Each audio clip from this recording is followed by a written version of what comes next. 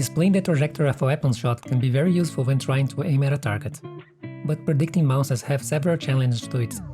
Here we'll go over on how to predict simple paths as well as the challenges there are to predicting bounces, and use that to make our projectile guiding lines. Let's start with our cannon. First, let's take a look at what it is made up of. It has an empty node at the end, which is used to mark where the cannonballs will spawn, the cannon itself that rotates up and down, and the wooden stand, which will rotate left and right. One important thing to note here is to check the forward direction of the cannon. If we activate the local transform icon on the shot marker, we can see the front of the cannon is the opposite of the blue arrow, the -z axis. That might not always be the case, so it's important to check. With that in order, now let's go and start creating our cannon script. Here we have the starting speed of our shots, a variable to toggle the display of the aiming lines, and a reference for the shot spawn position. We also have some simple inputs to toggle the aim, change the power, and move the cannon, making sure we only move the cannon barrel when moving up and down. The input actions used here was set within the Project Settings input tab. At our physics process, we call a drawAim function that will calculate and render the prediction lines. We also have a function that returns the direction that the cannon is pointing at. As we saw earlier, that was the spawn point's -z local axis. We can get that by returning the -spawnpoint.globaltransform.basis.z. With the groundwork done, now let's begin our aiming. The way we are going to predict the cannonball's path is by simulating the physics ourselves. And the way we do that is by calculating and updating its position in small increments, drawing a line between each of the calculated points and making our aiming lines. But in order to calculate the correct path, there is a couple of things we need to look out for, namely, the forces impacting our shots, the gravity that is affecting our ball all the time, the linear drag that is constantly reducing the speed of all objects, and possible collisions that stop the line or make it bounce. Now, let's go back and see how we can do that. We get the starting velocity of our shot by multiplying the explosion force by our front direction. The time step in here is how small of a time passes between each prediction point. The smaller the time, the more precise the curve. We can get our gravity from our project settings. We can get its value by using this line of code, and if your rigid body projectile has a gravity scale, you'll need to multiply it here. We can also get our drag damping from our project settings. The linear drag here is the percent amount of linear velocity that all rigid bodies will lose naturally with time. One important note here, if you override the rigid body's linear drag, you'll need to update it here. The default value for rigid bodies is to combine its 0 with the project setting value, so that's why we are using it from the project settings. We then set the starting point of the cannonball as the spawn point, and here I also made a color array to display each line in alternating colors, just to help visualize it better. Finally, we iterate over however many points you want to calculate. You can get a decent result with very few points and larger time steps. Each loop we add the gravity multiplied by the time step to our y velocity, set the line end to the line start, and calculate the final endpoint by adding the velocity and multiplying it by the time step to our line end. After that, we also reduce our velocity based on the linear drag.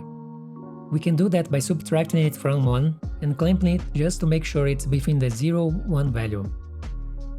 So here with our drag of 0.1, if our time step were of 1 second, it will give us 0.9, meaning we would lose 10% of our speed in that 1 second. Finally, we make a raycast between the start and end point to check for walls or obstacles. If we hit a wall, meaning the resulting carry is not empty, we stop predicting and break the loop. If not, we draw our line, and update the line start for our next iteration. The drawable call here is an autoload global that draws a line. It takes the starting point, a direction, the line thickness, and the color of the line. You can use anything you want to draw your lines, but if you want this exact line type, I recommend you check my previous video where I make this simple line renderer. Now let's take a look at the raycast carry function. It returns the result of a raycast between point A and point B. To use a raycast, we need to get our space state from the physics server first. We can do that with getWord3d.directSpaceState. Then we create a physics carry parameters 3D object. This creates a carry object that stores what a raycast should do.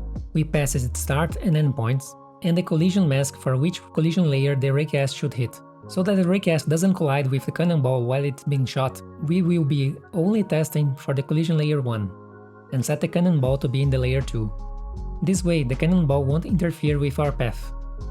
And then we use the spacestate.intersectRay, passing the carry object we just created, to use the raycast.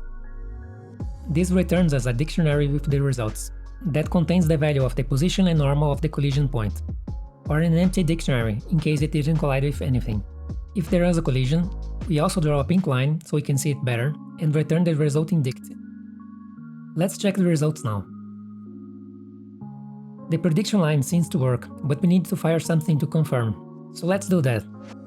Here's the cannonball scene we are going to use. It's just a basic rigid body 3D node, but we set its collision layer to 2, so it won't interfere with our raycasts. We also have target markers to mark where the shot landed. To create these markers, we need to make a small change to our cannonball. First, enable the solver contact monitor, and also set the max contacts to 1. Without this, the rigid body collision signal will not work, and we are going to use it to spawn our markers. Inside our cannonball script, we add a onBodyEnter signal, and instantiate our marker when it hits something. Very simple. The connect one shot flag here will make it so it only executes the signal once, as we are not dealing with bounces yet. Now, back to our script. We get our cannonball scene reference and create our doAttack method. Here we instantiate our cannonball, add it to the game with get3, current scene, add child, put it where our spawn point is, and set the speed of the projectile based on the direction the cannon is pointing. This simple code let us shoot our cannon. So let's check how things are now. As you can see, the prediction lines are indeed very accurate. Now, let's talk about bounces. Predicting bounces is very hard to accurately predict because it involves several extra steps. And because we are using raycasts, there are essentially lines. When our cannonball hits near corners, the raycast may not detect a hit, whereas the real collision mesh would, which would give us very wrong results. Even when hitting flat ground, we lose some precision each time. The raycast starts at the center of the rigid body, but the collision really happens at the border of the shape, so it always hits a little earlier and at a higher position. Godot also has a shapecast that detects shapes instead of rays, but besides being more performance costly, the way to detect normals with it is very strange. So let's do it with raycasts anyway and see what we can get for now. Back to our cannonball scene. We need to add a physics material to make bounces possible. We are also going to disable friction and enable full bounce for now, and also remove the one-shot flag to allow multiple markers to spawn now. And back to our cannon. So a couple of changes to the code. Now when we hit something, instead of breaking the loop, we simply use Godot vector_tweak.bounce method and pass the collision hit normal to it. This will return the resulting bounce velocity based on the normal. We set the next start line to the raycast hit point and go to the next iteration. Easy, right? Well, let's test things out anyways and see if it works. Well, something is not right. The bounce height is very wrong, and the prediction gets extremely off after a few bounces. The problems we talked about before are there, but it shouldn't be that imprecise. Well, one of the reasons for that is the leftover raycast.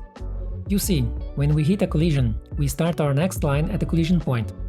But doing that, we are throwing away all of the velocity that went over the collision. So to mitigate that effect, we need to get the leftover raycast and apply it as bounce velocity instead. Let's take a look at how we can solve that. First, we need to find out how much of our raycast went over the line. We can get that ratio by getting the distance between the start to the collision point divided by the distance of the start to the end point. Here we can use the more performant distance squared because we only care about the ratio. Next, we multiply the leftover ratio by the time step to get how much of the time step we had left. And we also need to compensate for the gravity and drag. So we reduce the gravity based on the leftover time, and to undo the drag, we add it to 1 instead of subtracting it. Finally, we set our start position to the collision point line before, and add our leftover speed to it.